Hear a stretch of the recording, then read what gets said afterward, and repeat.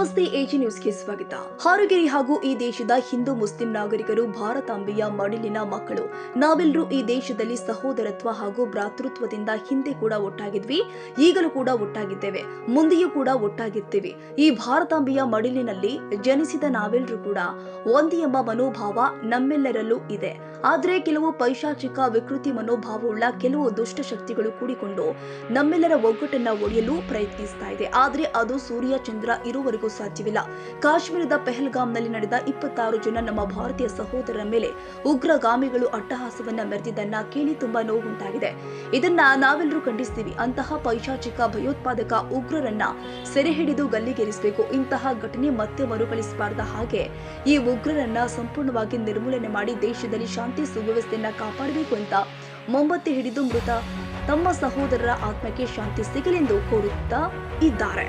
ಇಂಥ ಮಾನವೀಯತೆಯನ್ನು ಒಡಿಬೇಕಂತೇಳಿ ಏನಾದರೂ ಸಂಚು ಮಾಡಿ ಮೊನ್ನೆ ಪಹಲ್ಗಾಮದಲ್ಲಿ ಸುಮಾರು ಪ್ರವಾಸಕ್ಕೆ ಹೋದಂಥ ಕಾಶ್ಮೀರದಲ್ಲಿ 26 ಜನರನ್ನು ಗುಂಡಿಕ್ಕಿ ಕೊಂದಿರ್ತಾರೆ. ಬಹುಶಃ ಇದು ಬಹಳಷ್ಟು ಕೆಟ್ಟ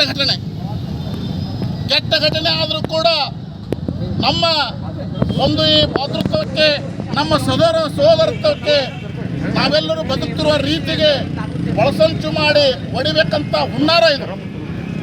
ಆ ಒಂದು ನಿಟ್ಟಿನಲ್ಲಿ ಅವರು ಮಾಡಿದ ಘಟನೆ ನಮಗೆಲ್ಲರಿಗೆ ತುಂಬ ನೋವನ್ನುಂಟು ಮಾಡಿದೆ. ಅದಕ್ಕಾಗಿ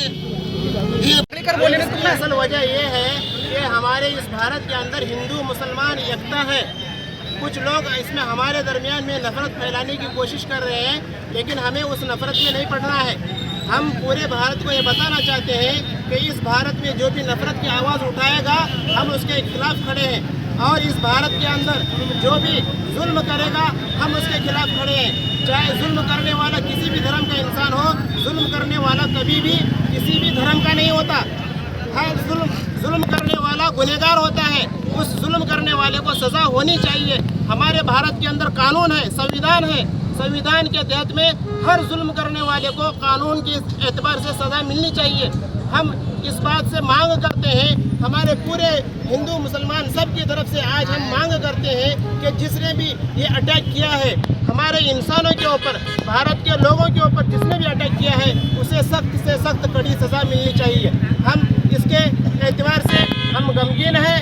हम जिस घर में भी, जिस घर का बाप इंतकाल हो गया, जिस घर की माँ इंतकाल हो गई, हम उसके साथ खड़े हैं. हम उसके साथ एक एतबार से, एक रुपये के एतबार से, हर एतबार से, मदद के एतबार से हम लोग खड़े हैं. और जब तक जुल्म होता रहेगा हम उसके खिलाफ खड़े होते रहेंगे इंशाअल्लाह ताला.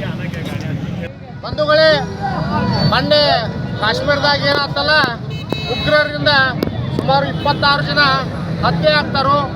ಉಗ್ರರು ಅಂದರೆ ಅವ್ರು ಮೋಸ್ಟ್ಲಿ ರಾಕ್ಷಸರ ಆಧಾರಕ್ಕೆ ಹೇಳಿ ನಾ ಹೇಳಕ್ಕೆ ಇಷ್ಟಪಡ್ತಾನೋ. ನಮ್ಮ ಭಾರತ ದೇಶ ಹಿಂದೂ ಮುಸ್ಲಿಂ ಕ್ರೈಸ್ತರು ಎಲ್ಲರೂ ಸಹೋದರತೆ ಬದುಕ್ತಾ ಬಂದಿದ್ದೀವಿ. ನೀವು ಯಾವುದೇ ಧರ್ಮಕ್ಕೆ ಜಗಳ ಹಚ್ಚದೆ ಯಾರು ಉಗ್ರಗಾಮಿಗಳು ಅದಾರಲ್ಲ ಅವರು ಭಾರತ ದೇಶ ಒಳಗೆ ಹೆಂಗೆ ಬಂದರು, ಅವ್ರು ಯಾವ ರೀತಿ ಗೋಲಿಬಾರ್ ಮಾಡಿದರು, ಮತ್ತು ಯಾರೋ ಪ್ರವಾಸಕ್ಕೆ ಹೋದಂಥ ಜನರು ಯಾರ್ದಾರಲ್ಲ, ಯಾರು ಗಂಡನ ಕಳ್ಕೊಂಡಾರು, ಯಾರು ತಂದೆನ ಕಳ್ಕೊಂಡಾರು, ಅವ್ರ ನ್ಯಾಯ ಸಿಗಬೇಕು. ಒಂದು ವೇಳೆ ನಮ್ಮ ಭಾರತ ಸರ್ಕಾರ ಅಂಥ ಜನರಿಗೆ ನ್ಯಾಯ ಒದಗಿಸದೇ ಇದ್ದರೆ ಮುಂದಿನ ನಿರ್ಮಾಣದಾಗ ಇಂಥ ಉಗ್ರ ಕೃತ್ಯಗಳು ಹೆಚ್ಚಾಗ್ತಾವು. ದಯವಿಟ್ಟು ನಮ್ಮ ದೇಶದ ಪ್ರಧಾನಿಗಳು ಮತ್ತು ರಕ್ಷಣಾ ಸಚಿವರು ಇದರ ಬಗ್ಗೆ ಮಧ್ಯಾಹ್ನ 2:50 ನಮ್ಮ ಭಾರತ ದೇಶದಲ್ಲಿ ಘನಘೋರವಾದಂಥ ಒಂದು ಘಟನೆ ನಡೀತು. ಆ ಘಟನೆಯಲ್ಲಿ ನಮ್ಮ ಭಾರತದ 26 ಜನ ಅಮಾಯಕರು, ಯಾವುದೇ ತಪ್ಪು ಮಾಡದಂತಹ ಅಮಾಯಕ ಜನರು ಆ ಘಟನೆಯಲ್ಲಿ ಗೋಲಿಬಾರಿಗೆ ತೀರಿ ಹೋದರು. ಆ ಪಾಪ ಮುಕ್ತ ಜನರು, ಯಾವುದೇ ಒಂದು ಪಾಪ ಮಾಡದ ಜನರು, ಯಾವುದೇ ಒಂದು ಕೃತ್ಯ ಮಾಡದಂಥ ಜನರು ಏಕಾಏಕಿಯಾಗಿ 26 ಜನ ರಾಕ್ಷಸರ ಗುಂಡಿನ ದಾಳಿಗೆ ನಾವು ಅವ್ರಿಗೆ ಪ್ರಾಣಿ ಅಂತ ಹೇಳಕ್ಕೂ ಈಗ ಹೇಸಿಗೆ ಬರ್ತೈತಿ. ಯಾಕಂದ್ರೆ ರಾಕ್ಷಸಕ್ಕಿಂತ ಕಡಿಯಾದಂಥ ಜನ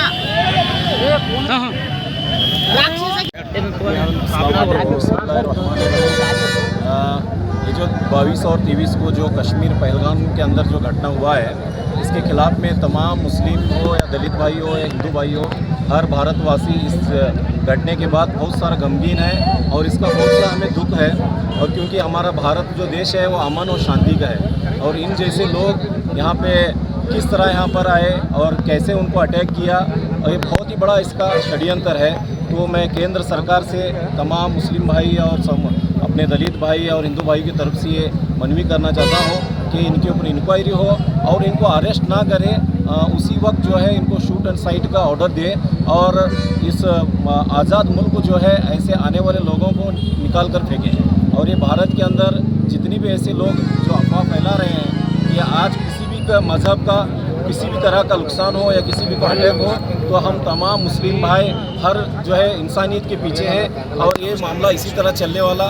और आज जहाँ जहाँ लोग जो मौजूद हैं जो इस चीज़ के पीछे लगे हुए हैं कि ये घटना हुआ है अक्सर, तो जो लोग जिसके अंदर मरे हुए हैं तो उनके पीछे हम पूरी तरह सिद्धांत के साथ खड़े हुए हैं और अपना जान माल वक्त लगाकर हम हैं। तो आज हारूगिरी जमात और मुस्लिम जमात की तरफ से मैसेज देना चाह रहे हैं कि इनको जल्द से जल्द इंसाफ मिले और न्याय मिले। अंजुमन कमेटी हो और मुस्लिम जमात हो और हमारे दलित भाई हो और हिंदू भाई हो, सब के तरफ से ये मनवी दी जाती है कि इनको न्याय मिले और इंसाफ मिले और इनको जो है जल्द से जल्द अरेस्ट कर। Siddaramagowda Patil, AG news, Raybag. ಕನ್ನಡಿಗರ ಮೆಚ್ಚಿನ ನಿಮ್ಮ AG 24/7 ನ್ಯೂಸ್ ಕನ್ನಡ ವಾಹಿನಿ ಇದೀಗ ಟಿವಿಯಲ್ಲಿ ಲಭ್ಯ. ಒಂದು ವೇಳೆ ನೋಟಿಸ್ ಕೊಟ್ಟಿದ್ರೆ ವಾಪಸ್ ತಗೋತೀವಿ. ಇವತ್ತು ವಕ್ಫ್ ಪ್ರಾಪರ್ಟಿ ಅಂತೇಳಿ ಬರ್ತದೆ ಅಂತ ಹೇಳಿದ್ರೆ ರೈತರು ಬೀದಿಗೆ ಬದಲು ಏನು ಮಾಡಬೇಕಾಗುತ್ತೆ? ಯಾರು ವೋಟ್ ಹಾಕಲಿಲ್ಲ ಅಂದ್ರೆ ಗ್ಯಾರಂಟಿನೆಲ್ಲ ಸ್ಟಾಪ್ ಮಾಡ್ಬಿಡ್ತೀವಿ.